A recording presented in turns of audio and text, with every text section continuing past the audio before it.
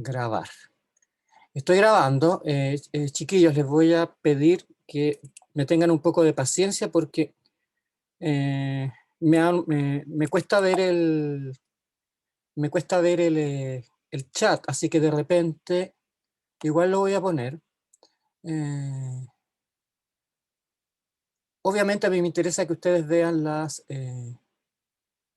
que yo pueda ver las preguntas que ustedes hacen. Así que como me cuesta ver el chat, les voy a pedir que por favor por esta vez, déjenme cerrar esto porque si no, no se ve. Por esta vez,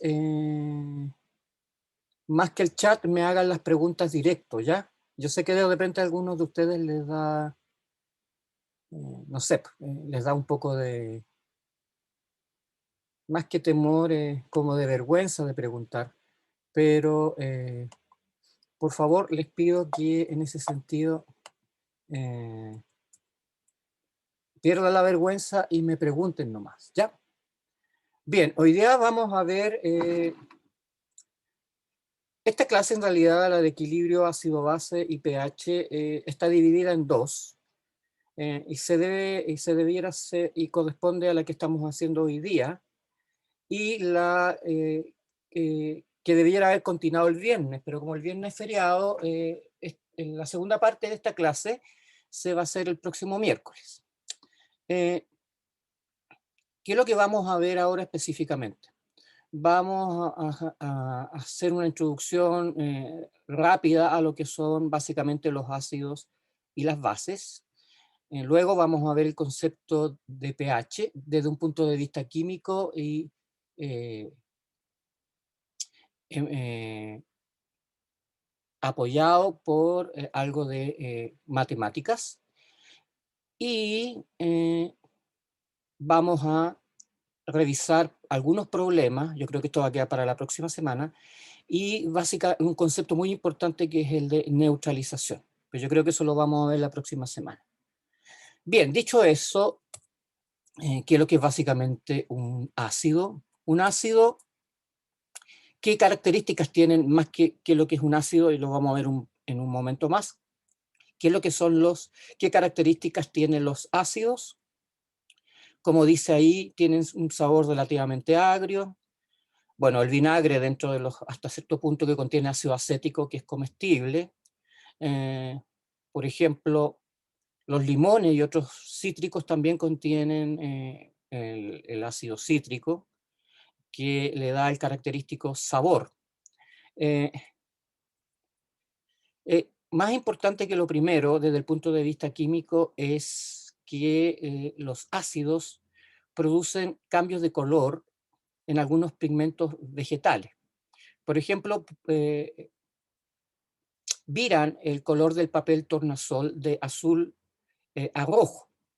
Esto significa que hay pigmentos vegetales cuyo color, y esto tiene cierta importancia porque de aquí salen los llamados indicadores que nos permiten detectar el pH al cual una determinada situación, una determinada solución se encuentra. Existen entonces compuestos que son sensibles al pH y cambian de color cuando uno modifica el pH. ¿Ya? Entonces los ácidos hacen lo que aparece ahí. Y también, desde un punto de vista químico, puede ser interesante mencionar que los ácidos reaccionan con algunos metales. Básicamente, los pueden disolver. Aquí aparece, por ejemplo, el zinc, el magnesio o incluso el hierro. Y en estas reacciones, que son reacciones más bien de óxido-reducción, y que algunas de ellas las vemos en el seminario, producen o liberan hidrógeno gaseoso. Teníamos en el trabajo práctico una actividad muy bonita, donde aprovechábamos esta propiedad que tienen los ácidos, el ácido clorhídrico, por ejemplo, de disolver zinc o magnesio, para calcular y en base a la cantidad de gas hidrógeno liberado, uno puede calcular básicamente el estado de oxidación o la valencia a la cual el metal se combina. ¿Ya? Por ejemplo, aquí les muestro que el ácido clorhídrico, dos moléculas de ácido clorhídrico reaccionan con magnesio para formar cloruro de magnesio y liberar hidrógeno. Voy a aprovechar de incluir inmediatamente un concepto que es importante, que es la naturaleza. Ya algo vieron con el profesor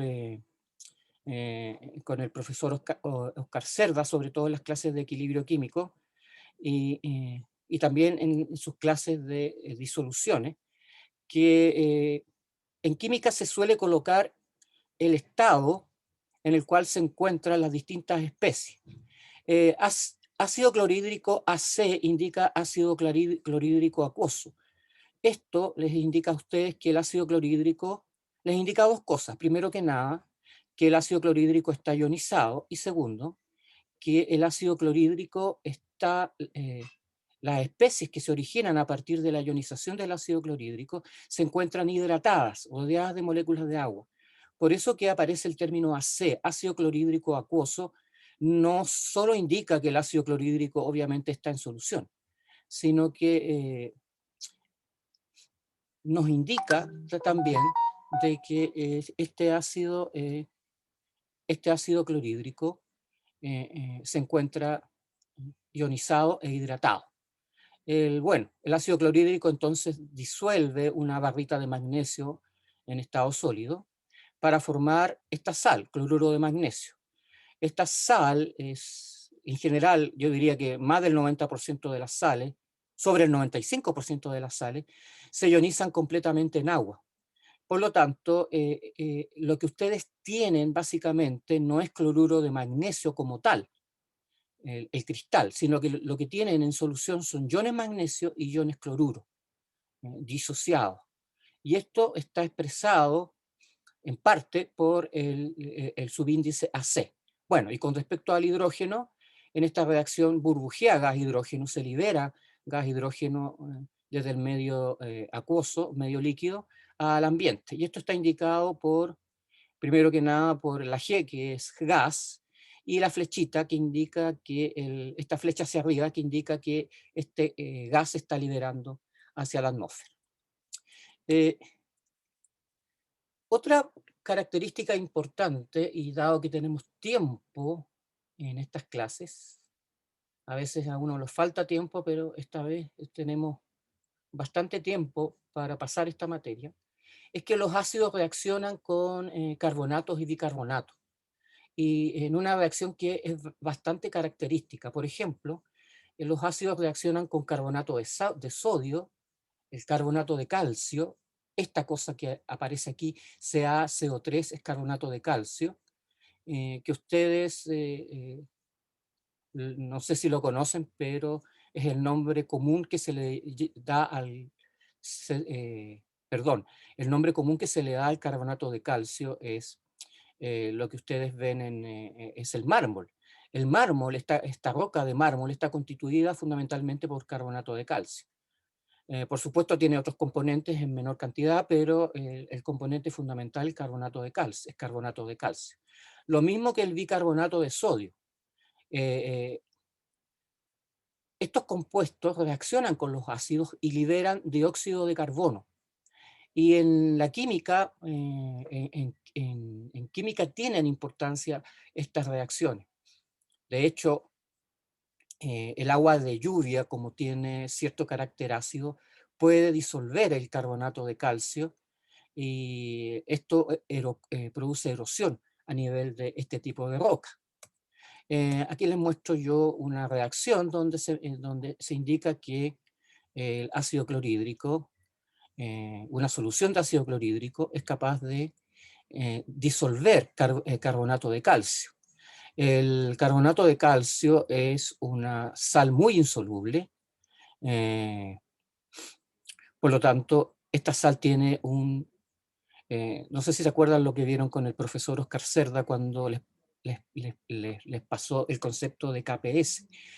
Tiene un KPS, un valor caracterizado, y esta sal que es soluble, perdón, esta sal que es insoluble en agua, se disuelve en presencia de ácido clorhídrico para formar una sal que es soluble en agua, cloruro de calcio, a diferencia del carbonato de calcio.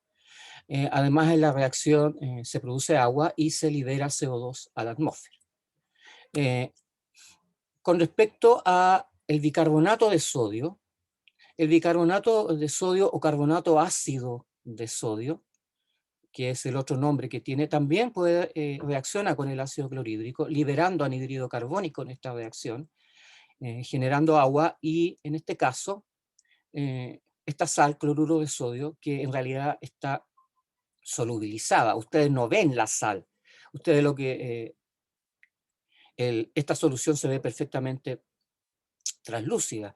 Los iones sodio y los iones cloruro están ionizados en este tipo de soluciones. Otra característica importante es que las soluciones ácidas o disoluciones ácidas de ácidos conducen la corriente eléctrica. Y esto tiene importancia con respecto a lo que vamos a ver más adelante. Con respecto a las bases, también se caracterizan por tener un sabor amargo. Les digo encarecidamente de que no se les ocurra probar bases como hidróxido de sodio, porque tienen un efecto, o sea, en la práctica son venenos. El hidróxido de sodio tiene la capacidad de emulsionar las grasas, así que básicamente disuelve disuelve las cubiertas membranosas. Así que ojo con bases como el hidróxido de sodio. Otra característica es que se sienten resbaladizas y completo esta idea indicando que algunos jabones que son de origen básico también muestran esta propiedad. De hecho, los jabones se forman a partir de la reacción de ácidos grasos con hidróxidos relativamente fuertes, hidróxidos de sodio, por ejemplo, que son de característica básica. También, desde un punto de vista químico, y esto es importante para detectarlos, producen cambios de color en algunos colorantes, como por ejemplo el mismo tornasol. Lo que sí observamos, a diferencia de lo que vimos anteriormente con los ácidos, es que el color del papel tornasol en este caso se vira de rojo a azul o cambia de color. Cuando uno dice vira, el indicador es que está cambiando de color. Es un término que nosotros usamos en el laboratorio, eh, pero de repente a uno se le olvida de que ustedes probablemente no han tenido nunca acceso a este tipo de acciones. Bueno, en algunos colegios sí, les muestran unas tiras de papel tornasol y los hacen jugar viendo cómo se viran, qué colores se originan cuando ustedes introducen estos papelitos en soluciones que contienen ácidos o bases. Otra característica también es que las disoluciones acuosas de las bases, al igual como lo hacen los ácidos, van a conducir la corriente eléctrica. ¿Por qué? Porque generan iones en solución. Y estos iones son los que realmente transportan la carga eléctrica y por eso que observamos esta propiedad de conducir corriente eléctrica. Ya, entremos en materia propiamente tal. Yo esta parte, y voy a ser bien sincero con ustedes, se la robé, en realidad me la prestó a un profesor que se retiró de la facultad, pero que hacía bonitos monos. eh, y en realidad nos ayudó mucho en las actividades docentes. Eh,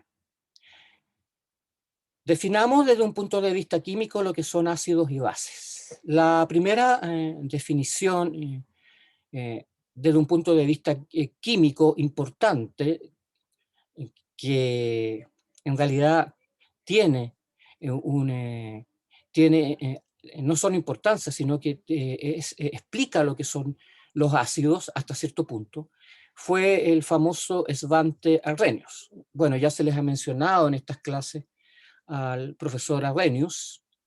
El profesor Arrhenius tenía, bueno, se caracterizó por, era obviamente un hombre bastante, muy inteligente, es muy importante como químico en la segunda parte del siglo XIX y primera parte del siglo XX. Bueno, sin embargo, como todas las personas, tenía por ahí algunas limitaciones. Una de ellas era que no le como dijo muy bien el profesor Benjamín Suárez, no le gustaba que lo criticaran. Y eso le generó enemistades. Además que él no se portó muy bien con gente. Bueno, ustedes les contó el profesor Benjamín Suárez la historia con la tabla periódica de Mendeleev, ¿no es cierto? Pero bueno, la primera definición, digamos, desde un punto de vista químico importante, la dio Svante Arrhenius. Esto probablemente ustedes lo vieron en el colegio, pero igual se los menciono. Él definió a un ácido como una sustancia que al disolverse en agua liberaba protones en solución. El ácido clorhídrico corresponde entonces a un ácido porque se disocia, se ioniza en agua, liberando iones hidrógeno y, bueno, el contraion, que en este caso sería el ion cloruro. Y las bases serían sustancias que al disolverse en solución acuosa liberan iones hidroxilo. Una sustancia entonces, como el hidróxido de sodio, sería una base, según esta definición, porque cuando se ioniza, además es un electrolito fuerte, libera iones hidroxilo en solución acuosa. En general, los hidróxidos, las bases fuertes, serían entonces todos serían bases porque liberan iones hidroxilo. Sin embargo, esta definición tiene una limitante. Está primero que nada, es que está referida al agua, fundamentalmente. Y la otra limitación es que, como se ha visto, como se vio posteriormente, no todas las sustancias que tienen un comportamiento básico, incluso en solución acuosa, tienen iones hidroxilo, como se lo voy a mostrar en la siguiente diapositiva. Estos dos autores, Bronsted y Lowry, trabajando por separado, dedujeron una teoría que básicamente da una explicación más general de lo que son ácidos y bases. Repito, estos dos autores, Bronsted y Lowry, trabajando por separado, llegaron a las mismas conclusiones en cuanto a las características que tendrían las sustancias ácidas y básicas. Estos dos autores definieron a un ácido como cualquier sustancia capaz de donarle un protón a otra sustancia a la que vamos a denominar base. Entonces, en forma muy general, los ácidos ceden protones y las bases captan protones. Esta definición de ácidos y bases permitió definir como ácidos y bases a sustancias que antes no se caracterizaban según el modelo de Arrhenius como, por ejemplo, bases. De hecho, el amoníaco, NH3, tiene un comportamiento básico, pero no libera necesariamente iones hidroxilo en solución acuosa. Por lo tanto, desde ese punto de vista, el amoníaco, según Arrhenius, no sería una base, pero según el modelo de Bronsted y Lowry, sí. Esta teoría es más general y además nos independiza también, independiza a los ácidos y las bases de su comportamiento en agua. O sea, no está remitida a el agua como solvente. Eso implica que esta teoría es más general que la de Arrhenius. Una característica importante de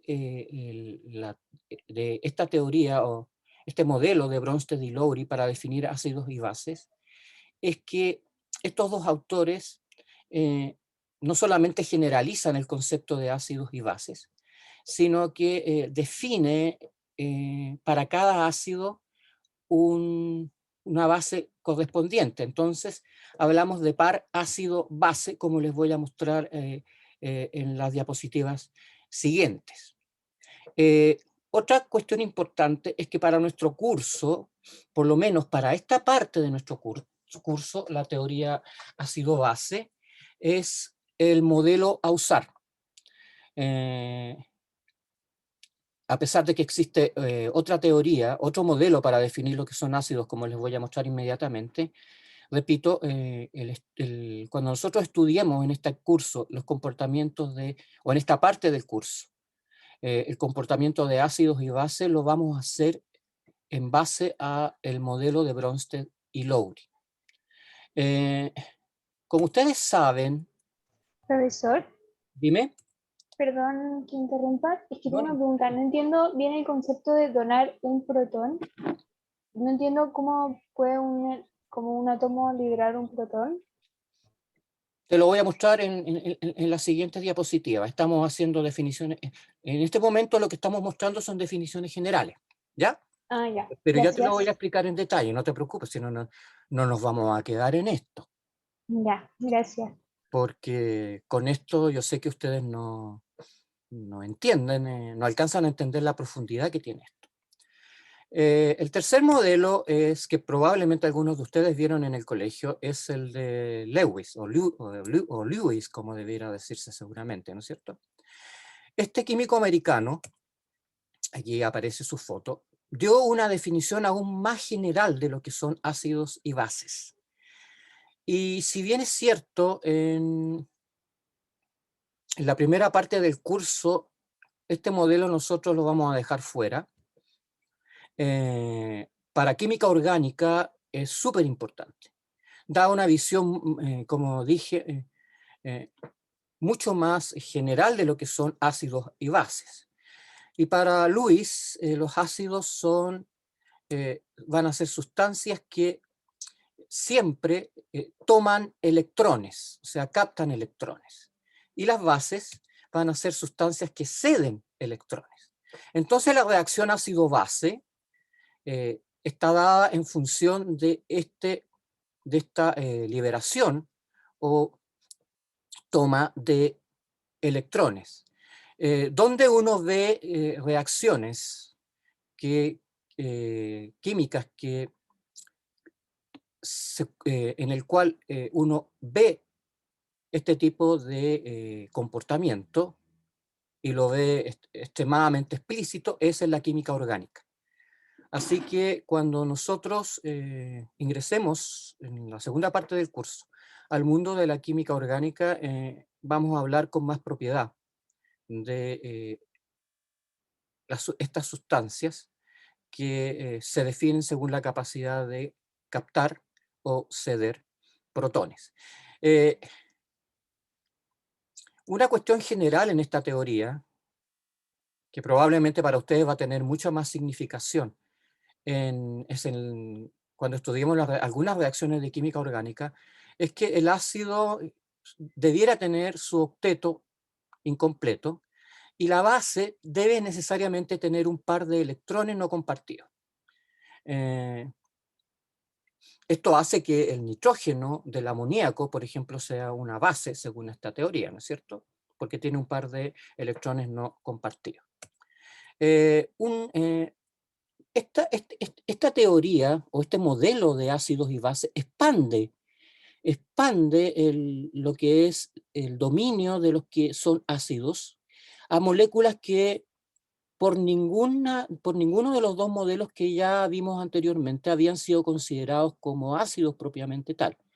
Uno de ellos es el trifluoruro de boro, donde el boro fíjense que se rodea por 3 átomos de flúor y en realidad toma electrones de cada uno de estos átomos de flúor para completar su octeto.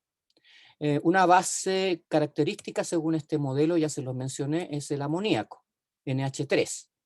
El amoníaco tiene sobre su nitrógeno 2 pares de electrones no compartidos, así que se comporta como base porque puede tomar un hidrógeno adicional, por ejemplo, del agua, y formar el llamado ion amonio.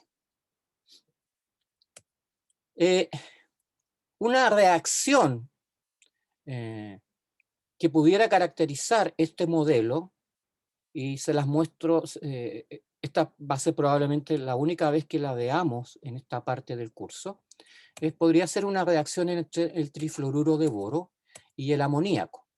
Resulta que el trifluoruro de boro va a tomar un par de electrones del nitrógeno, por lo tanto es un ácido porque toma un par de electrones no compartidos de este NH3, este amoníaco que se comporta como base, para generar esta molécula que aparece aquí, que es una molécula que tiene características de molécula compleja.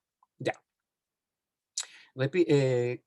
Esto es lo único que vamos a ver en esta parte del curso del modelo de Lewis. Puede que no puede, cuando veamos mecanismos de reacción, de algunas reacciones en química orgánica, vamos a volver probablemente a mostrar algunos ejemplos, donde los ácidos y las bases se comportan como predijo Lewis, o Lewis, como le decimos nosotros. Ya, antes de entrar propiamente tal a hablar de la parte más cuantitativa, me gustaría mostrarles las fórmulas químicas de los ácidos más comunes y clasificados por distintos criterios. En este caso estamos hablando de ácidos fuertes. ¿Qué son los ácidos fuertes? Los ácidos fuertes son aquellos que se ionizan completamente en solución acuosa. Y al ionizarse completamente en solución acuosa, liberan un hidrógeno y dejan de la molécula original solamente el anión, en este caso del ácido clorhídrico. El ácido clorhídrico se ioniza completamente, libera un hidrógeno y deja el ion cloruro. Lo mismo pasa con el ácido bromhídrico, que al ceder el hidrógeno, la molécula queda solo con el átomo de bromo en forma de bromuro, el ácido iohídrico en forma de ioduro, y algunos oxiácidos que son importantes en este curso. El ácido nítrico, que se ioniza generando nitrato, el ácido sulfúrico, cuyo primer hidrógeno es característicamente fuerte, se ioniza completamente en solución acuosa, y el ácido perclórico, que es quizás el ácido más fuerte que existe en la naturaleza. Este ácido perclórico, cuando se ioniza, cede un hidrógeno. ¿A quién? A una base. Ya vamos a ver las reacciones, así que ustedes van a poder entender de lo que estamos hablando, generando la base, que en este caso sería el perclorato. ¿Ya? Repito, estos ácidos son fuertes. Profesor, Sí, dime. el SO4 es sulfuro, ¿cierto? El sulfato. Sulfato. Sulfato. El sulfuro es S-2. Y el S-2 es el anión de un hidrácido, que es el hidrógeno sulfurado, o sulfuro de hidrógeno. ¿Ya? Ya. No confundan el ácido sulfúrico con el H2S. Aquí no está puesto. En cuanto a si hay ácidos fuertes, van a haber obviamente ácidos débiles. Aquí lo que me importa es que de la parte de las clases de soluciones, cuando se les habló de electrolitos fuertes y débiles, les quede más o menos claro lo que es un electrolito fuerte y un electrolito débil. Un electrolito fuerte es aquel que se ioniza completamente en solución acuosa. Eso significa que la molécula original se divide. En este caso, el ácido fluorhídrico se puede ionizar, pero es un ácido débil. Eso significa que no se ioniza completamente. Eso significa que ustedes cuando disuelven ácido fluorhídrico en solución acuosa, un porcentaje alto de HF va a quedar en solución.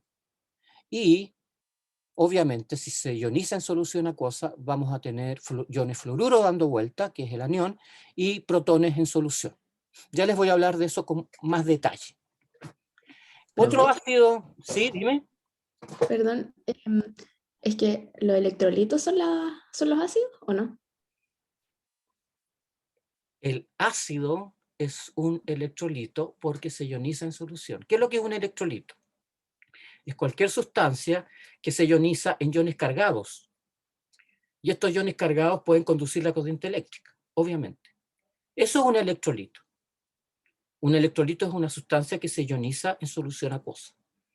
Forma iones que conducen la corriente eléctrica. Ahora, hay dos tipos de electrolitos. Los electrolitos fuertes, que se ionizan completamente, y los electrolitos débiles, que no se ionizan completamente. No sé si te aclaro lo que estabas preguntando. Gracias. El otro ácido débil es el ácido ortofosfórico, que es el único ácido con 3 hidrógenos que es importante para este curso, el ácido ortofosfórico. Y luego un ácido orgánico, que es el ácido acético, que es un muy buen ejemplo que lo usamos como ejemplo para estudiar el comportamiento ácido-base, por las propiedades que tiene.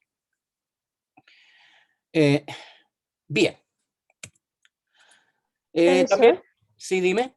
Perdón, que sea débil no tiene nada que ver con que, por ejemplo, en el caso o sea, que sea débil o fuerte, en el caso del ácido sulfúrico, que habían veces que no todos los hidrógenos se reemplazaban, o sea, como que solamente uno. ¿Eso no tiene nada que ver con esto? Sí, en el fondo tiene que ver con esto. Pero cuando sí uno está relacionado, pero lo que tú me estás preguntando se refiere a una reacción específica de un ácido. Cuando hablamos de comportamiento de ácidos de moléculas en agua, definimos los electrolitos, los que se ionizan y los que no se ionizan. Perdón, los que se ionizan completamente y los que se ionizan parcialmente. El término electrolito se refiere a esta capacidad que tienen las moléculas de ionizarse generando iones cargados. El cloruro de sodio es un electrolito, porque se ioniza completamente en solución acuosa.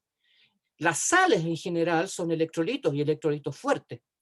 Yo diría que, como les dije anteriormente, el 95% de las sales que existen en la naturaleza y que se han estudiado en el laboratorio se ionizan completamente, por lo tanto, en agua, por lo tanto corresponden a electrolitos fuertes, a electrolitos y electrolitos fuertes, ¿ya? Entonces, el término electrolito se refiere al comportamiento que va a tener una sustancia que se ioniza con respecto al solvente, que es agua, porque es el solvente que nos interesa a nosotros. ¿Ya? No nos interesa porque es el solvente donde las células están vivitas y coleando, ¿no es cierto?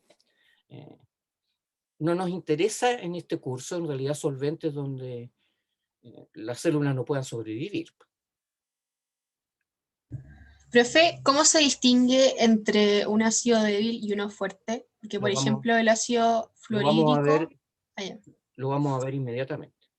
O sea, una vez que terminemos con esto, nos queda bastante poco. Otra clasificación podría ser por el número de hidrógenos que tienen los ácidos. En ese caso, los que tienen un solo hidrógeno ionizable se clasifican como monopróticos, un protón, y el ácido clorhídrico, por ejemplo, el ácido nítrico y el ácido acético. Fíjense que el ácido acético, que es un ácido orgánico, tiene otros 3 hidrógenos, pero ninguno de estos 3 hidrógenos se ioniza. Una de las metas de nosotros como profesores en este curso es que cuando haya terminado la parte de química orgánica, ustedes sean capaces de distinguir en el ácido acético qué hidrógeno se ioniza y qué hidrógenos no se ioniza. ¿Ya? Hay ácidos que tienen 2 hidrógenos, el ácido sulfúrico. El ácido sulfúrico se ioniza en 2 etapas. Primero cede un protón, formando el sulfato monoácido. Y en una segunda etapa, el sulfato monoácido, que es un anión, cuando libera su segundo protón, forma ion sulfato. Entonces, estos aniones son importantes porque son los que forman las sales, de los que se derivan de los oxiácidos. Yo les dije en esa cápsula, en ese video que se subió de nomenclatura, que los ácidos que tenían más de un hidrógeno podían formar 2 tipos de sales. ¿Ya? Una cuestión que me interesa recalcar, y por favor no se olviden nunca de esto, porque generalmente a los alumnos cuando se están metiendo en la química, como lo están haciendo ustedes, les lleva a un problema, que es la ionización, la disociación. Fíjense, con el ácido clorhídrico no hay problema, porque es un ácido formado por 2 elementos. Por lo tanto, cuando se ioniza genera protones y iones cloruro. Los oxiácidos generan especies aniónicas más complejas, como el nitrato. Y el ácido nítrico, cuando se ioniza en agua, siempre va a generar protones y ion nitrato.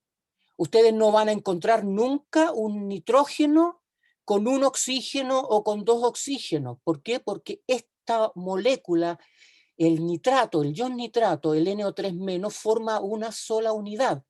Y ustedes no me pueden ionizar o no me pueden separar esta unidad porque funciona en los equilibrios químicos, funciona, como les dije, como una sola unidad.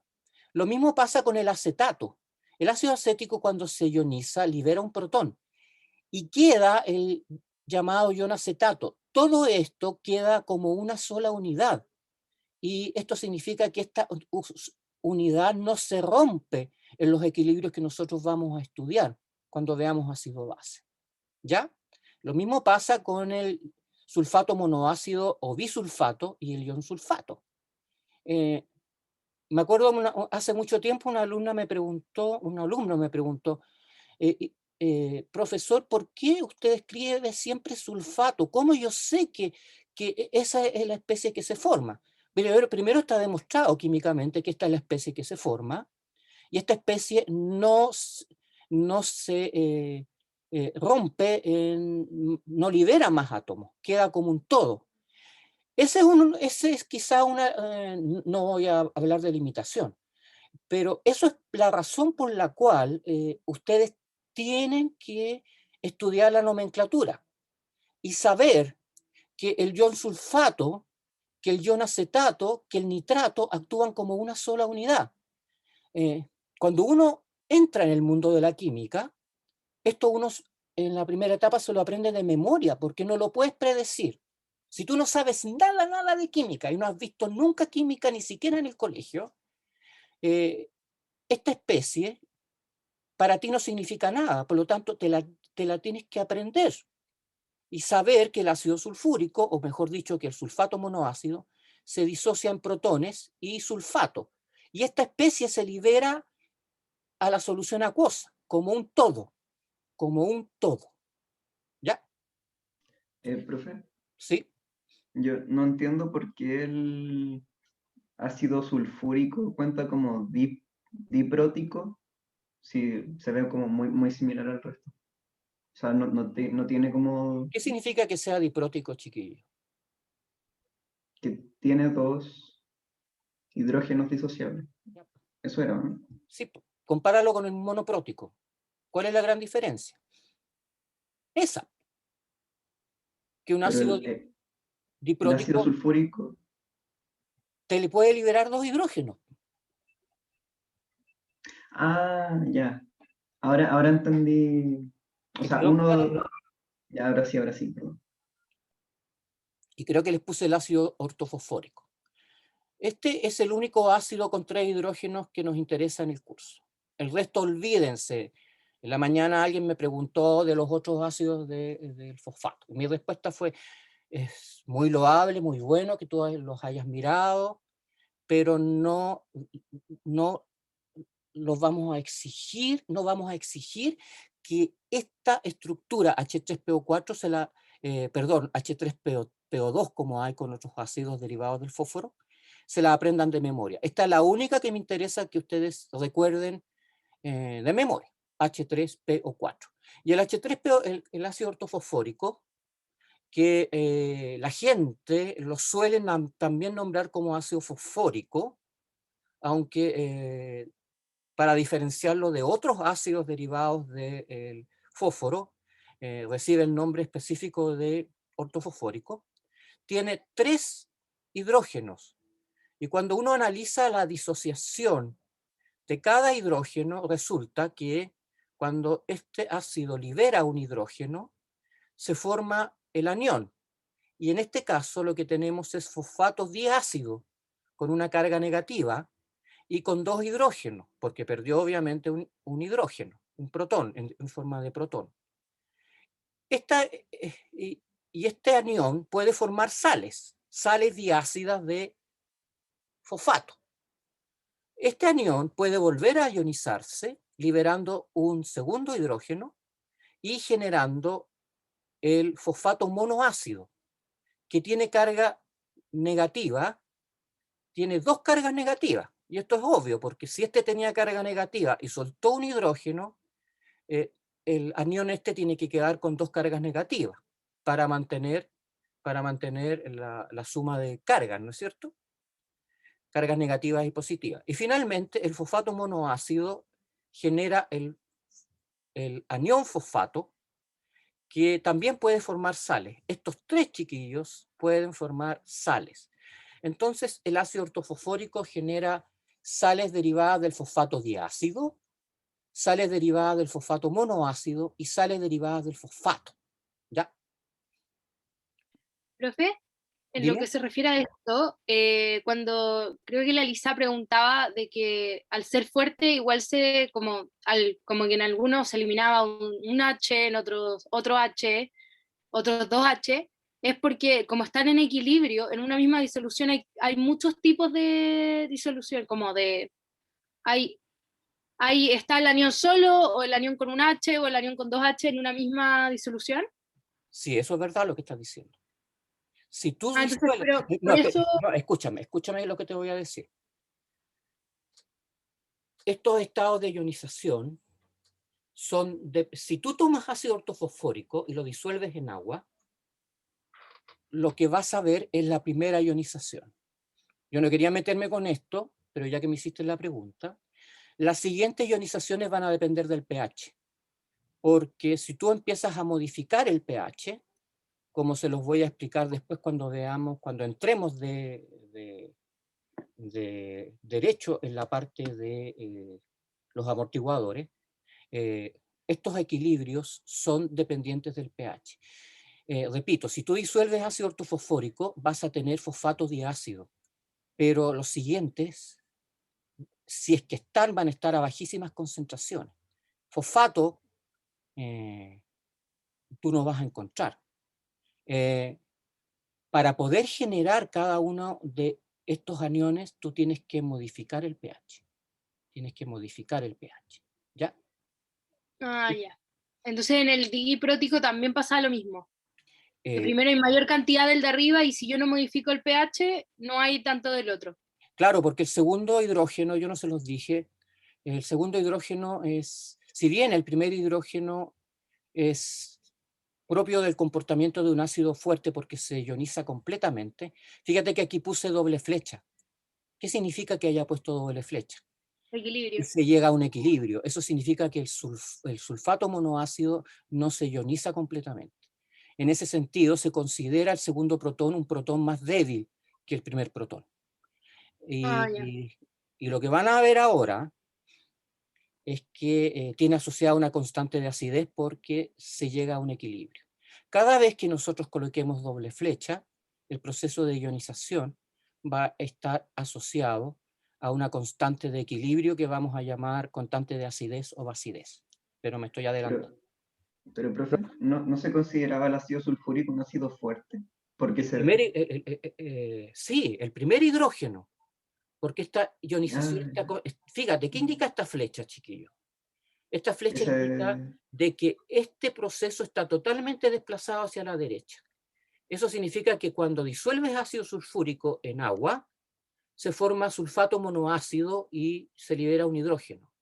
Y el ácido sulfúrico desaparece, pero esta especie permanece, porque esta especie, a pesar de que se ioniza, la ionización de esta segunda especie no está totalmente desplazada hacia la derecha. En realidad se establece un equilibrio, y ese equilibrio va a estar dado por una constante de acidez. ¿Ya? o sea que si es fuerte o débil depende de la primera ionización. En general, sí, si las dos ionizaciones fueran fuertes, no habría ningún problema. Pero hasta ahora yo no he encontrado ningún... el ácido ortofosfórico tiene una primera ionización, tiene igual asociada una constante de acidez. Así que fíjate que por eso, no sé si lo puse acá, cuando yo les puse el ácido ortofosfórico siempre les puse doble flecha. Esta doble flecha indica que cada una de estas ionizaciones tienen, primero que nada, alcanzan un equilibrio y tienen asociada una constante de equilibrio.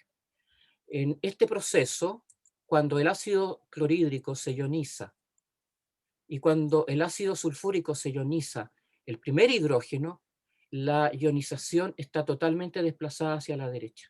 Por lo tanto, cuando tú disuelves ácido clorhídrico en agua, ya no queda ácido clorhídrico. Quedan solo protones y ion cloruro. Pero eso lo vamos a ver ahora, pero me están adelantando. Pero es bueno que me hagan estas Gracias. preguntas. Profe, ¿Dime? entonces el ácido sulfúrico no se puede escribir como 2H más SO4 menos. Sí, se puede escribir. Ah, ya. Se puede escribir.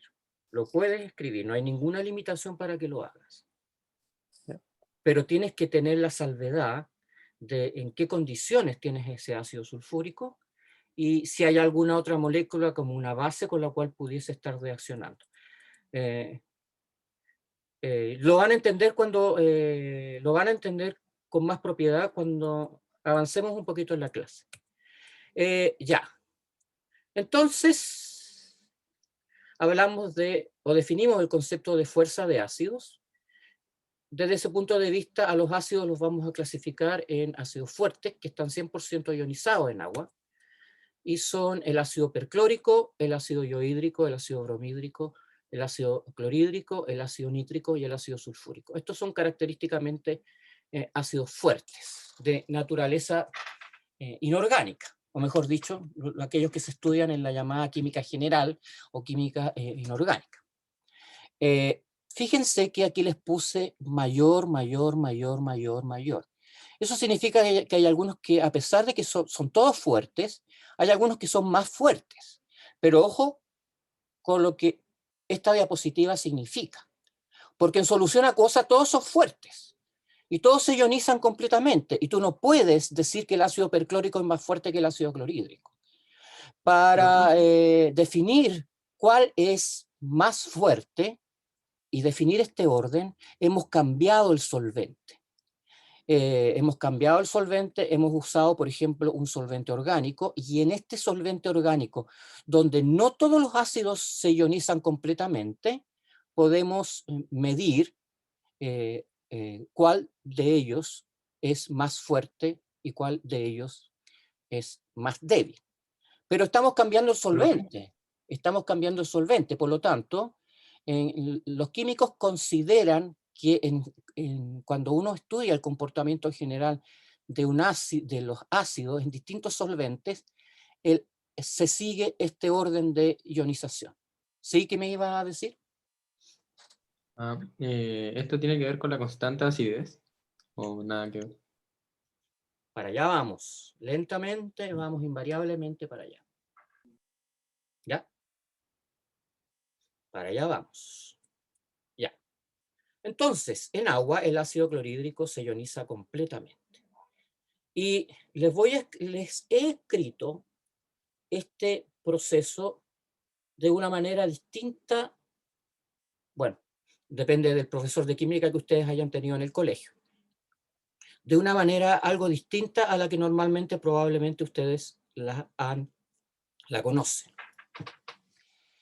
Si ustedes, el ácido clorhídrico molecular, nunca lo van a encontrar en agua, porque el ácido clorhídrico se ioniza en agua. Pero el ácido clorhídrico gaseoso sí tiene esta fórmula. Y si, de hecho, cuando ustedes sintetizan ácido clorhídrico por procesos industriales, lo que se produce es el ácido clorhídrico gaseoso. Cuando uno lo burbujea en agua, o se lo agrega al agua, el ácido clorhídrico forma soluciones, se ioniza completamente y se disocia. Ahora, ¿se acuerdan de la definición de Bronsted y Lowry para un ácido? Ácido es toda sustancia que le entrega un hidrógeno a otra sustancia a la que vamos a llamar base, que capta esos hidrógenos. Fíjense que en este caso, el ácido clorhídrico, al reaccionar con el agua, se ioniza. Y se ioniza formando ion cloruro y esta especie a la que llamamos ion hidronio, pero que ustedes conocen como protón o protón hidratado. El hidrógeno, el protón, jamás en solución acuosa ustedes lo van a encontrar como H+. Por lo tanto, esa no es la mejor representación del protón, pero sirve para estudiar el comportamiento ácido-base. ¿Ya?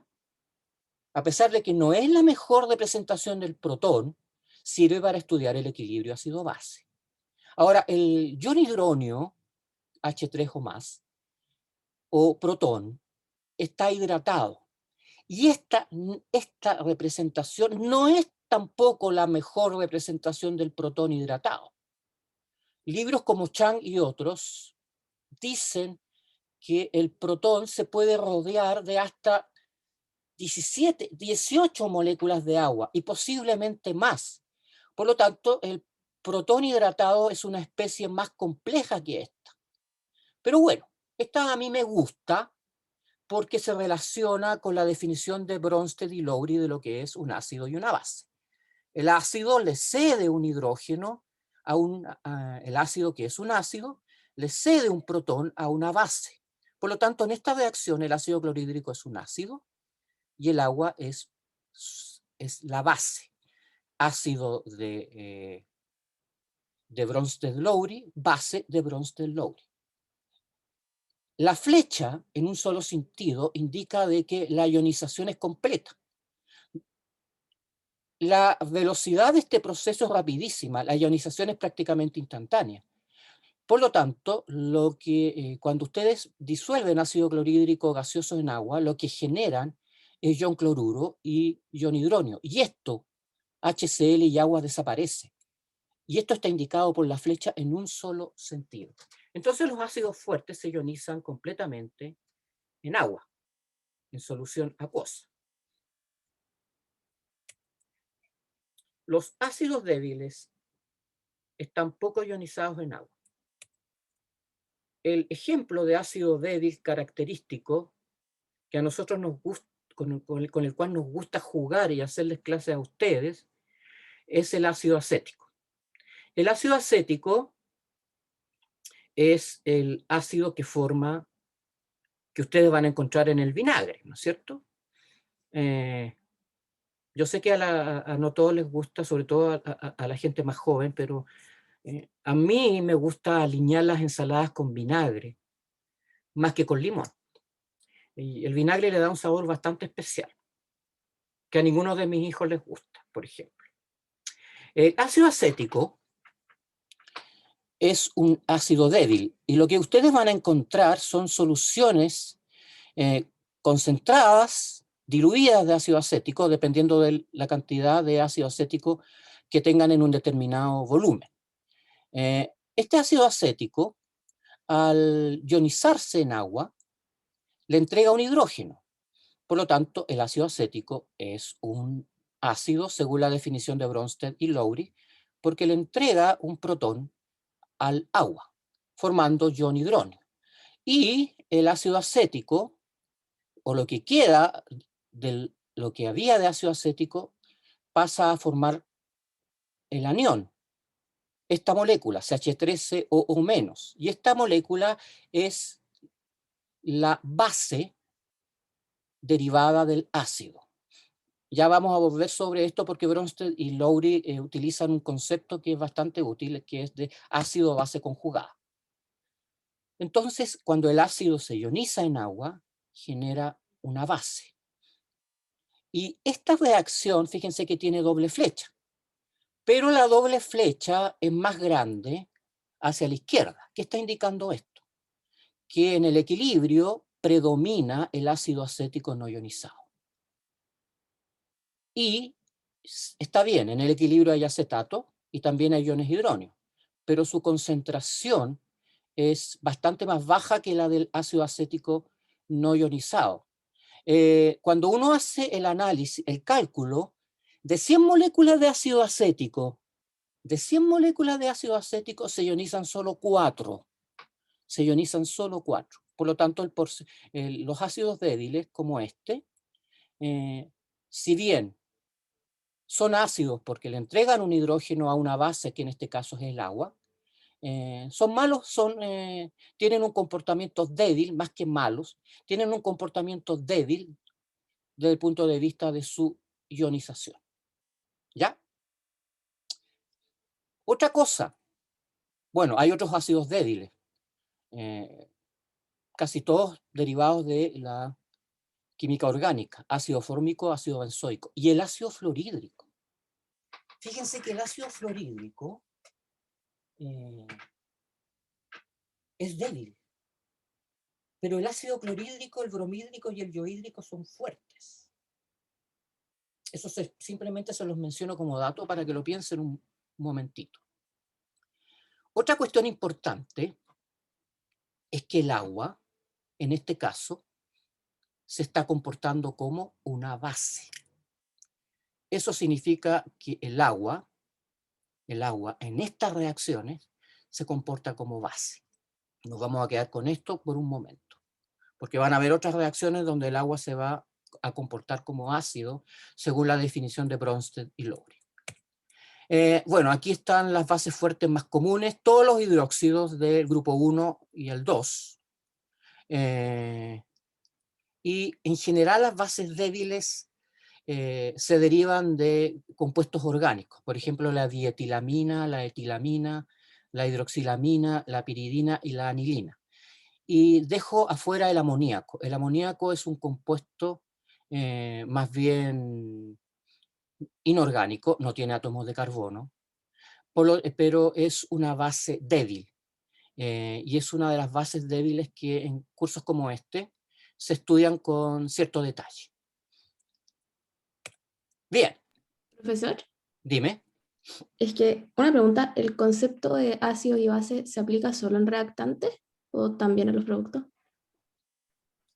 Buena pregunta. Te voy a responder con la siguiente parte de la clase. Y si no te respondo, tú me vuelves a hacer la pregunta, ¿ya? Ya, gracias.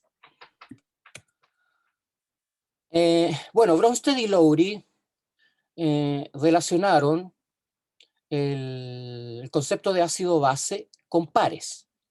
Entonces hablan de ácidos y bases conjugadas, o de bases y ácidos conjugados.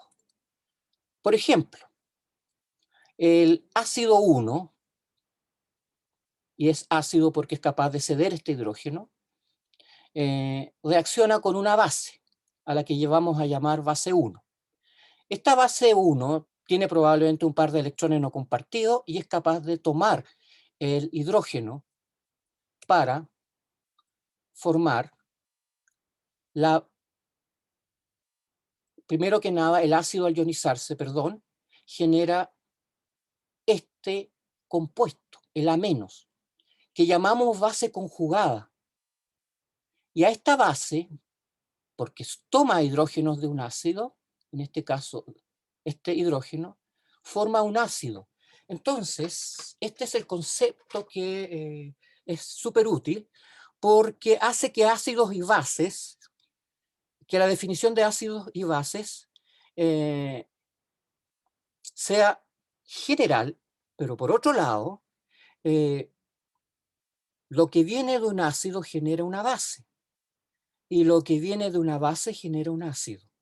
Y esta reacción lo comprueba. Fíjense, aquí tenemos el ácido, le entrega un hidrógeno a la base, y la base 1, se transforma en este ácido 2.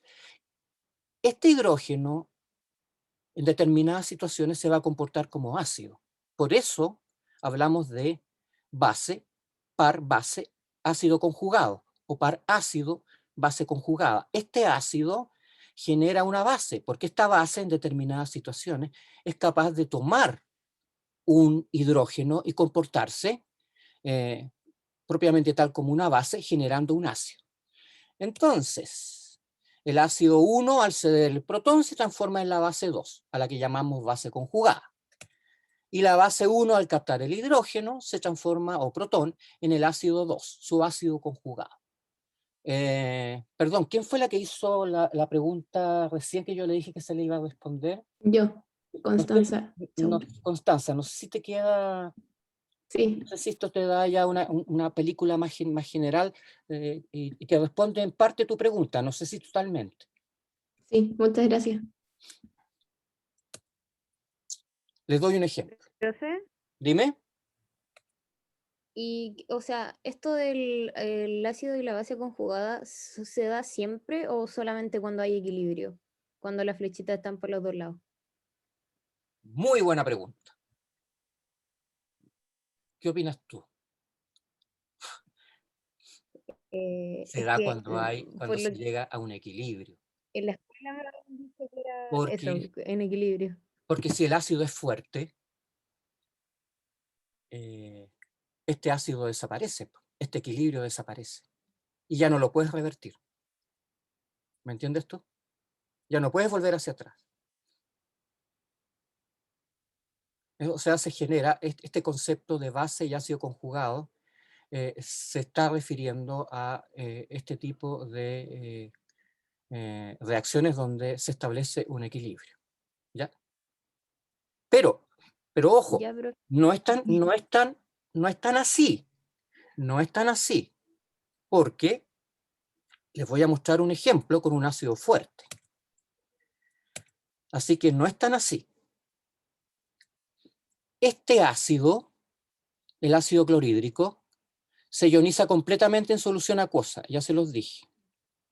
Ahora, este ácido tiene su base conjugada. Y el agua, que actúa como base, genera su ácido conjugado. Por lo tanto, no siempre el par ácido-base lo vas a encontrar en reacciones que lleguen al equilibrio. Si la reacción está muy desplazada hacia la derecha, según el concepto de Bronsted y Lowry, tú siempre todo ácido te va a generar una base conjugada y toda base te va a generar un ácido conjugado. No sé si te queda más claro. sí, profe, ahora sí. Muchas gracias. Ahora, yo les puse aquí esta frase, pero tienen que tener cuidado y ojo con la frase. Porque se las coloco primero que nada. Porque me va a servir para que ustedes puedan entender el comportamiento de las sustancias, por ejemplo, cuando se forman tampones o soluciones amortiguadoras. Por eso se las coloco. Dice la frase esta que un ácido fuerte genera una base conjugada débil. Sí, es verdad eso, pero está en relación al agua. Así que uno debiera escribir: un ácido fuerte genera una base conjugada más débil que el agua. Y esto tiene importancia porque, bueno, estas cosas a la larga son relativas, depende de lo que esté reaccionando con quién. Pero por favor les voy a pedir de que no se olviden de esta frasecita que les escribí yo ahí, que tiene No es completamente cierta porque habría que ver de qué base estamos hablando, pero en los equilibrios que nosotros estudiemos sí va a ser verdad. ¿Ya? Por ejemplo, Profe, sí, dime. y sería lo mismo igual con una base, por ejemplo, una base fuerte genera una base, o sea, un ácido conjugado débil o no. Sí, es verdad. Es Ay, verdad. El ácido ok. acético, se ioniza en agua, pero se ioniza poco, ¿no es cierto? Se ioniza en acetato y iones hidróneo, H3 o más. Entonces el ácido acético cae dentro de la categoría de Bronsted y Lowry para clasificar un ácido, ¿no es cierto? Esta especie, el ácida, genera su base conjugada, que es el ion acetato. Y el agua, que en esta reacción actúa como base, genera el ion hidróneo, ¿no es cierto? Que al tener un hidrógeno de más, se puede comportar como ácido en ciertas reacciones. Ahora, fíjense que el equilibrio está desplazado, la flecha la flecha es más larga hacia la izquierda. ¿Por qué? Porque en el equilibrio predomina el ácido no ionizado. El ácido no ionizado. Ya les dije, de 100 moléculas de ácido acético, 4 se ionizan. Claro, eso depende de la concentración, pero en las condiciones que por lo menos yo estoy pensando para una solución 0,1 molar de ácido acético, 4 moléculas de ácido acético se ionizan. Bien. Fíjense que aquí hemos puesto doble flecha, porque esta reacción llega a un equilibrio. Lo que tú dijiste delante, un ácido débil genera una base conjugada fuerte. ¿En qué sentido? No les voy a complicar la vida por ahora, pero sí les voy a adelantar algo. Cuando ustedes solubilicen acetato, a partir de una sal, por ejemplo, acetato de sodio, van a observar que este acetato le roba hidrógenos al agua. Pero bueno, se los dejo como idea. Con respecto a las bases, el hidróxido de sodio y el hidróxido de bario son bases fuertes, se ionizan completamente en solución acuosa. Por lo tanto, aquí escribimos esta reacción de solubilización solo con una flecha unidireccional. Iones sodio hidratados con moléculas de agua, recuerden lo que significa acuoso. De repente yo en las diapositivas les he puesto AQ, AQ es lo mismo que AC. Creo que por aquí había yo puesto una Q. Que observé, por si acaso les sale la duda aquí. Este AQ es lo mismo que AC, ¿ya? En realidad lo podría borrar y colocarles AC. Bien.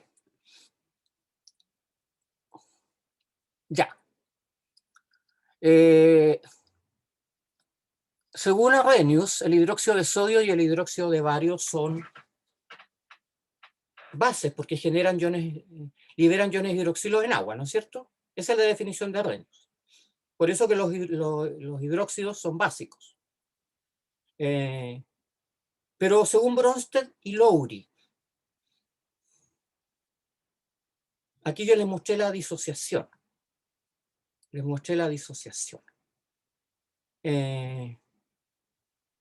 ¿Y cuál es la base aquí?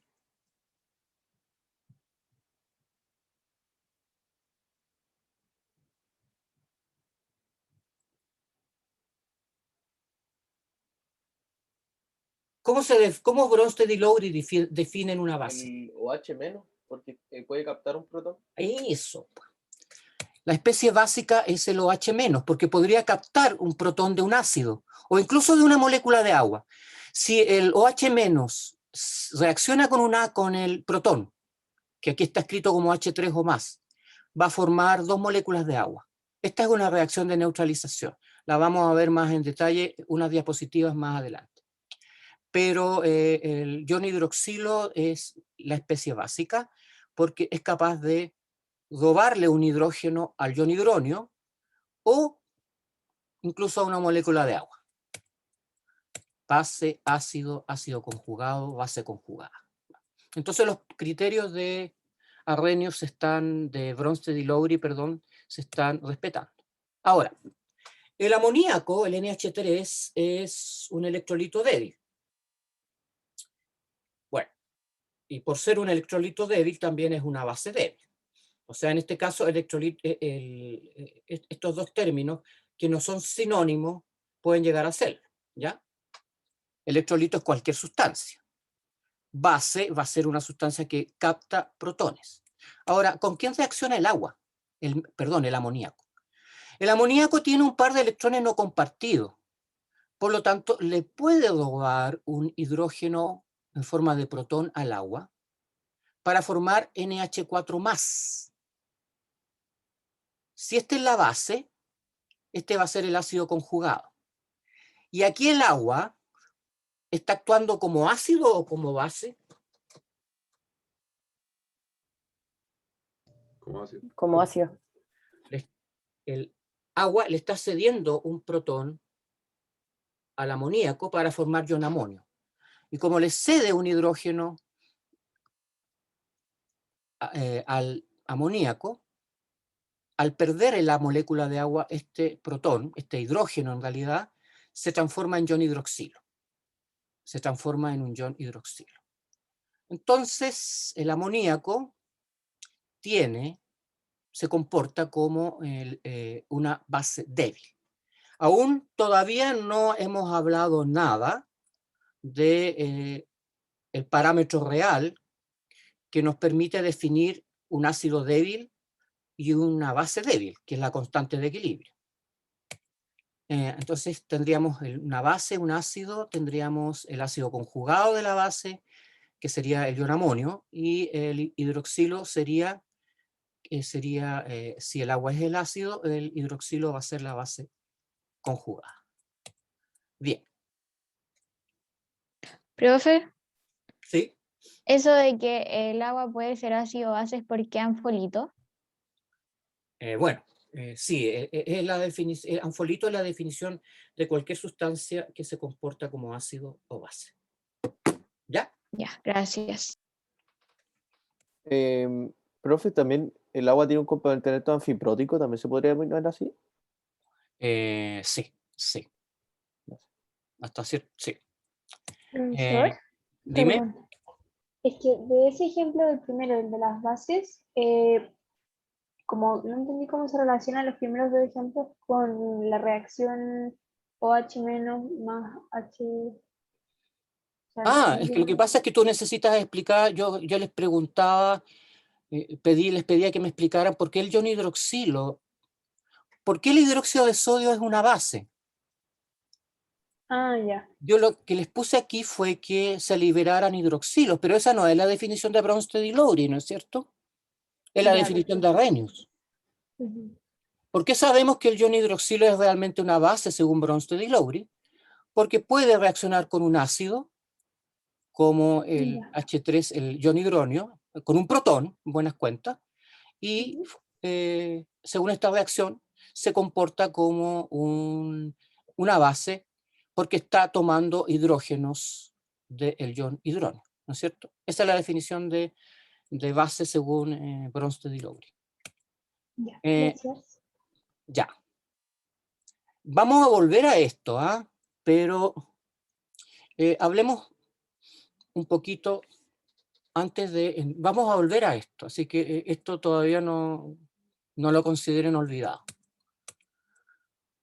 Resulta que les voy a hacer una pregunta antes de seguir con esto. ¿Alguien de ustedes estudió la conductividad del agua destilada en el laboratorio, en el colegio?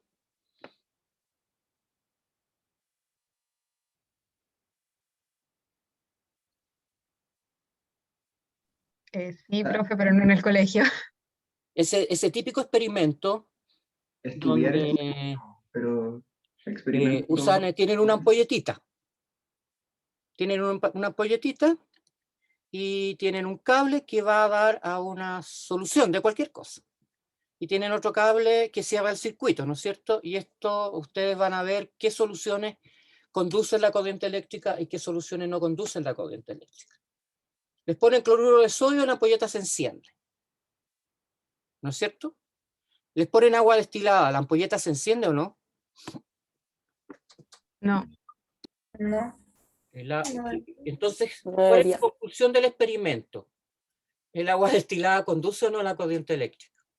Lo que concluyen normalmente cuando hacen este experimento. El agua destilada no conduce. Ya, el agua destilada no conduce. Sin embargo, se ioniza. Lo que pasa es que la cantidad de iones que se generan son tan insignificantes que en ese experimento que yo les mencionaba, los iones generados a partir del agua destilada o del agua pura, el mejor término, del agua pura, no alcanzan a conducir suficiente cantidad de carga como para encender la ampolletita. Pero el agua sí se ioniza. Fíjense que ustedes están acostumbrados a ver la ionización del agua por el segundo proceso, ¿no es cierto? Probablemente se lo describieron así. El agua se ioniza en protones y iones hidroxilo. Estas dos especies, H3 o más y protones, son equivalentes. Lo que estamos representando la ionización del agua, simplemente lo que estamos considerando algo distinto en la estequiometría. Aquí tenemos dos moléculas de agua que cuando se ionizan generan ion hidronio y ion hidroxilo. Aquí estamos considerando la ionización de una molécula de agua, pero ambas reacciones nos hablan del mismo proceso. El agua se autoioniza en forma espontánea. Bueno, eso es para mostrarles lo que está ocurriendo.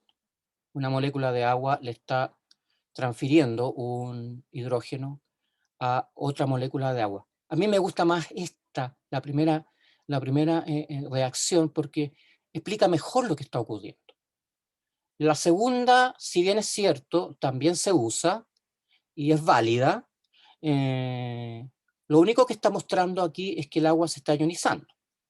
Pero en realidad lo que ustedes tienen es una reacción ácido-base. Una molécula de agua le está entregando un hidrógeno. Una molécula de agua que actúa como ácido le entrega un hidrógeno a otra molécula de agua que actúa como base, generando estas dos especies en solución. No se les olvide entonces, esta especie, protón, y H3 o más, ion hidronio, representan básicamente el protón en solución acuosa. Representan lo mismo. ¿Ya? Y profe, eso es al inducirle una corriente, ¿o no? ¿O ocurre No, espontáneamente en un vaso de agua? esto ocurre de manera espontánea. No tienes para qué hacer pasar una corriente por el agua. Si tú haces pasar una corriente eléctrica por agua, lo que vas a hacer es descomponer el agua. Pero esa reacción de descomposición del agua no tiene nada que ver con esto. Aquí lo que estamos viendo es la ionización espontánea que sufre el agua. ¿Ya? Es verdad, si tú le pasas una corriente eléctrica al agua la vas a descomponer. Pero la vas a descomponer en oxígeno e hidrógeno, no en protones e hidroxilo. Por lo tanto, esa es otra reacción. ¿Ya? Entonces, y con esto voy a terminar por hoy día, porque creo que ya estamos llegando a las 4:30, nos quedan un poquitos minutos. Entonces, ya, dime. Y ahí la conductividad del agua sería como insignificante, como para Claro, poder atender la ampolleta. sí, para medir esto, para medir la presencia de estos iones hay que usar métodos conductimétricos muy, muy sensibles. Se utilizan aparatos que normalmente no están en los colegios. Es por eso que se ha detectado que el agua se ioniza, ¿ya? Pero como lo dices tú, es muy insignificante, es muy pequeño. Esta sería la ecuación de ionización del agua, la ecuación más simple, donde una molécula de agua libera un protón y un ion hidroxilo, ¿ya? Si ustedes escriben ahora las velocidades de las reacciones hacia la derecha y hacia la izquierda, como les enseñó el profesor Oscar Cerda en las clases de la semana pasada, y suponen además que esta ionización ocurre en una sola etapa, la velocidad de ionización del agua es V1, va a ser igual a una constante de proporcionalidad a la que llamamos K1, multiplicado por la concentración de agua. Esto es típico de los mecanismos donde las reacciones van en una sola etapa. Recuerden que el profesor Oscar Cerda les insistió en esto. Y la reacción en el sentido contrario, o sea, la que nos indica la asociación de protones e hidroxilo para formar una molécula de agua, está dado por K2, que es la constante de proporcionalidad, que relaciona la velocidad con la concentración de protones y la concentración de iones hidroxilo. ¿Ya? Entonces... Profe, perdón. Sí, dime. Perdón que le interrumpa. ¿La concentración de iones hidrógeno sería lo mismo que la concentración de iones hidróneo? Sería lo mismo que la concentración de iones hidróneo. Muy bien. Ya. Lo que pasa es que lo puse así porque sale menos complicado. En realidad el otro profe, tampoco es una cosa. ¿Sí? añadiéndome justo a eso, se ocupan indistintamente. O sea, da lo mismo si yo coloco protones o hidrógeno. Da lo mismo. Claro, Ya. pero si colocas hidróneo, tienes que referirte al equilibrio, a este equilibrio. Porque si estás resolviendo un problema, podrías llegar a resultados equivocados, ¿ya? O sea, si trabajas con esta, trabajas siempre con esta. Si trabajas con esta, trabajas siempre con esta. ¿Ya? Ya les voy a mostrar eso y se van a poder quedar tranquilos. Entonces, cuando la reacción alcanza el equilibrio, ambas velocidades son iguales. Por lo tanto, ustedes pueden igualar estos términos que corresponden a los términos de velocidad. Y de aquí, de esta expresión, K1 por la concentración de agua, igual a K2 por la concentración de protones multiplicado por la concentración de iones hidroxilo. Si ustedes la dividen por K2, es puro álgebra nomás, pueden reordenar esta ecuación a una donde K1 partido por K2 es igual a la concentración de protones multiplicado por la concentración de hidroxilo partido por la concentración de agua. Ya. Entonces, K1 partido por K2 nos define, ojo, K1 y K2 son constantes de velocidad, pero es el cociente de estas dos constantes nos define una nueva constante, que es la constante de equilibrio. Y el profesor Oscar Cerda, casi en la parte final de su clase, les demostró esto, les habló de esto, tal cual se lo estoy mostrando yo. Entonces, este cociente define la constante de equilibrio para esta reacción de ionización del agua. Le puse K'. Ya se van a dar cuenta por qué le puse K'. Le puse K' porque resulta que ¿qué les dijo el profesor Oscar Cerda con respecto a la concentración de sólidos puros y líquidos puros? ¿Se acuerdan? Tiende a 1. La actividad, no la concentración. La actividad. Son cosas distintas. Ya. Pero más que eso, es un valor constante. Eso es lo que me interesa. Es un valor constante. ¿Ya? Ahora, la concentración de agua en agua, ustedes la pueden calcular. Les puedo demostrar, bueno, vean este recuadro de que es 55,5 molar. Esto no es 1, ¿ah? Obviamente. Ojo, que el profesor estaba hablando de actividad. Ahora, ustedes pueden calcular la concentración de agua, molar de agua, y es 55,5 molar. Y es una constante, porque la concentración de solutos, de sólidos, y la concentración de líquidos puros, si bien la actividad va a ser 1, es constante, y eso es lo que me interesa, es un valor constante. Y se puede calcular para el agua. Ahora, si ustedes multiplican 55,5 por esta constante de equilibrio, Y eso se ha medido este producto, utilizando, repito de nuevo, métodos conductimétricos súper sensibles.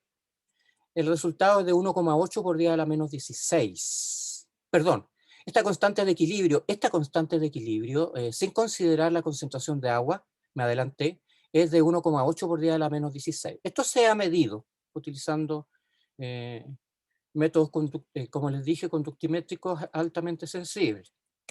Si ustedes multiplican 1,8 por 10 a la menos 16, que es una constante, por 55,5, que es otra constante, les da este número mágico que yo creo que muchos de ustedes conocen, 1 por 10 elevado a la menos 14. Entonces, una constante multiplicada por otra constante es una nueva constante, que vale ahora 1 por 10 a la menos 14. Entonces, si ustedes consideran que la concentración de agua es 55,5 y la multiplican por esto, establecemos una nueva constante de equilibrio a la que llamamos constante de ionización del agua, del inglés W por water, y es igual a la concentración de protones multiplicado por la concentración de iones hidroxilo. Y eso les da este número, 1 por 10 elevado a la menos 14. Y aquí para. Profe, Sí, dime. disculpe, es que me perdí. ¿De dónde salió que la concentración de agua era 55,5 Es molar? simplemente un cálculo. Si la densidad del agua es 1 gramo por ml y el peso molecular es 18, en 1000 gramos de agua, o sea, en 1 litro, perdón, tú vas a tener 1000 gramos de agua, ¿no es cierto? Esos 1000 gramos de agua te corresponden a 55,5 moles. Dividido por 1, que es litro, te da 55,5 molar. Ya. Ah, ya. Yo me acuerdo cuando estábamos viendo esto en la universidad, el profesor nos preguntó que cuánto era la concentración del agua y nadie, no la sabíamos. Y un alumno dice 55,5 y el profesor le dice ya, ¿cómo la calculaste? Pasa adelante. Y lo resolvió súper bien. Ya, entonces este producto vale 1 por 10 elevado a la menos 14. En agua pura, la concentración de protones y iones hidroxilo es igual. Por lo tanto, uno podría calcular, reemplazar aquí hidroxilos por hidrógeno y llegar a la conclusión de que la raíz cuadrada de que la concentración de protones va a ser igual a la raíz cuadrada de 1,0 por 10 elevado a la menos 14. Y eso les da 10 elevado a la menos 7. En agua pura, la concentración de protones es igual a la concentración de iones hidroxilo. Esto porque el agua tiene que ser eléctricamente neutra, ¿no es cierto? Se puede ionizar, pero el número de cargas positivas tiene que ser igual al número de cargas negativas. ¿Ya? Ahora, hubo un químico sueco que a principios de siglo sugirió utilizar un operador que es menos logaritmo para trabajar con estos números, que son chicos y exponenciales. Y eso fue adoptado por la comunidad de químicos del mundo. Entonces, si ustedes aplican logaritmo negativo a esta ecuación, les llegan a la conclusión de que menos log de la concentración de protones va a ser igual a menos log de 10 elevado a la menos 7. Eso hace que, y esto define este operador que es pH. ¡Ojo! pH, P minúscula, el operador menos logaritmo de la concentración de protones se llama P. Perdón, el operador menos log se llama P. Como es de la concentración de protones, hablamos de H. Porque en la clase siguiente ustedes van a ver que para las constantes se define de equilibrio, de acidez y basidez, se define el mismo operador menos log, pero no es ya pH. Entonces, en el agua pura, el pH es 7. Y si el pH es 7, el logaritmo negativo de la concentración de hidroxilo aplicando el mismo razonamiento, con el mismo operador, va a ser menos log de 10 elevado a la menos 7. Por lo tanto, el pOH es 7. Entonces, en el agua, ¿Profe? ¿sí? ¿Qué unidad de medida se está usando en la concentración? El Molar. 1 por 10 elevado a menos 14. Ok, Molar. Siempre vale. molar. Molar. Profesor, ¿Sí? es que no entendí de dónde salió el principio como h más al cuadrado. ¿Por qué está al cuadrado? Porque la concentración de protones en el agua neutra, en el agua destilada, que es eléctricamente neutra, lo cual no significa que no hayan iones, para que sea eléctricamente neutra, ¿cómo van a ser las concentraciones de cationes y aniones? Igual. Tienen que ser igual. De ahí sale este término. Entonces, bueno, ustedes son capos en matemática y son capos para trabajar con logaritmos. Por lo tanto, es relativamente sencillo demostrar que pH más pOH suma 14. pH más pOH suma 14. Esta es otra manera de representar el mismo equilibrio que vimos acá. ¿Ya? Se prefiere. Entonces de aquí se define la famosa escala de pH. Y para terminar la clase de hoy, y esto se los dejo, resulta que como esta es una constante de equilibrio, Profe, déjame terminar, por favor. Como esta es una constante de equilibrio, cuando ustedes modifican las concentraciones de protones y iones hidroxilo, este valor, por ser constante, no debe cambiar. Por lo tanto, cuando ustedes modifican la concentración de protones, lo único que el sistema reacciona modificando la concentración de hidroxilos. Si ustedes aumentan la concentración de protones, la concentración de iones hidroxilo va a disminuir y viceversa. ¿Ya? ¿Por qué? Esto es Le Chatelier, porque el agua respeta religiosamente este valor. Menos mal que lo hace, porque si no, no podríamos hacer las cosas que se hacen. Menos mal que la ciencia de la química tiene una lógica, ¿no es cierto? Entonces, la concentración de protones, bueno, aquí esta es la manera que uno usa para representar por colores los pH. Al lado ácido, el color es rojizo, y hacia el lado básico, el color es alcalino.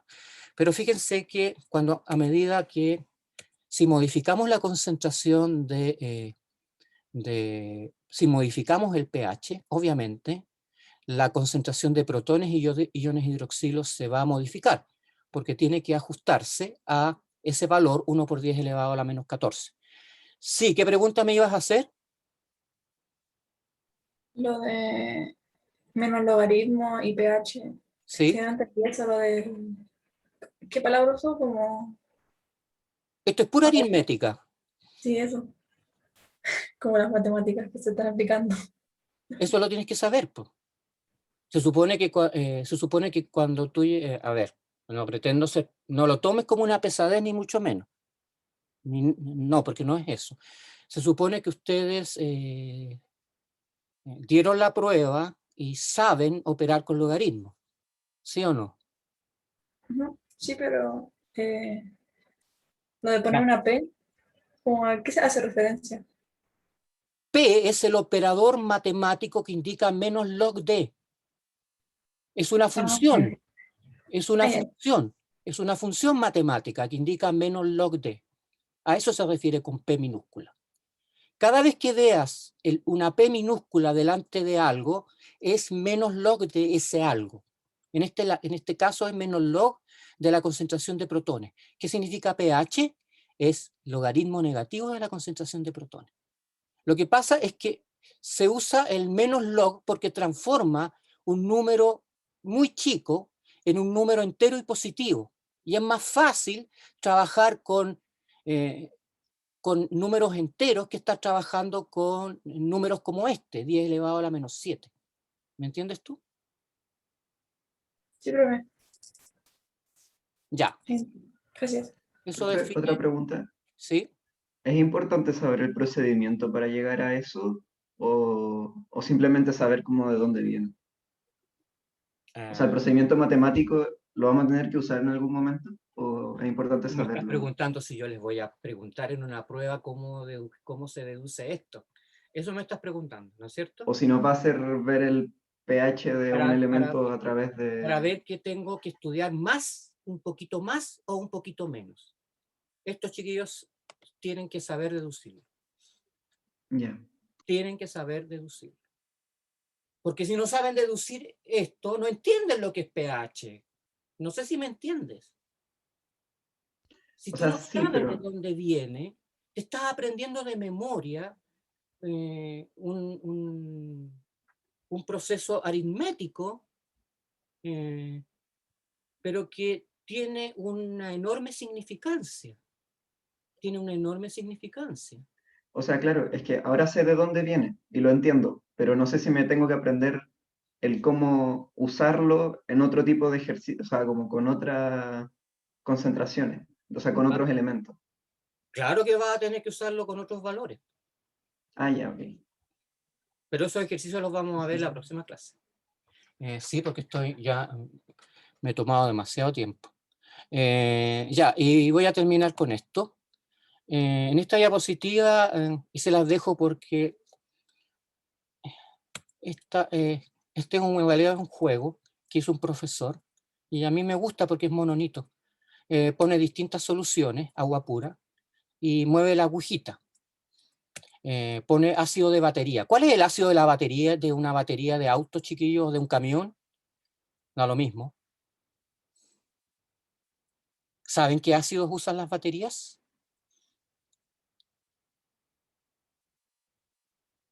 Sulfúrico.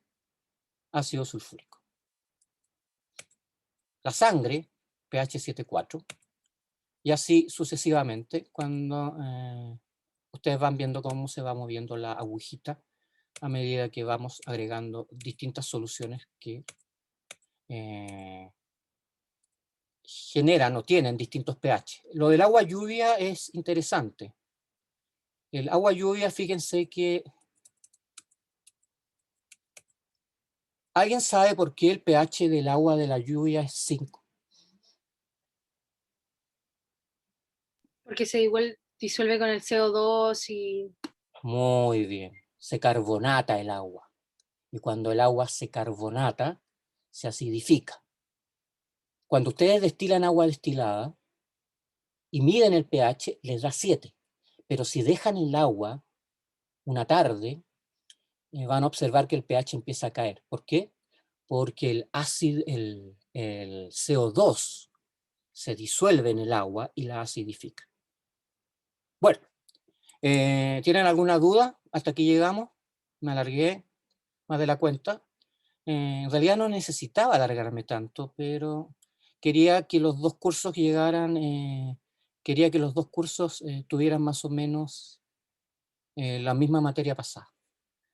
¿Tienen alguna duda? No, profe. Entonces nos estamos viendo el próximo miércoles. Que les vaya bien. Ah, y con ustedes Gracias, mañana, profe. porque tenemos seminario. Chao, profe.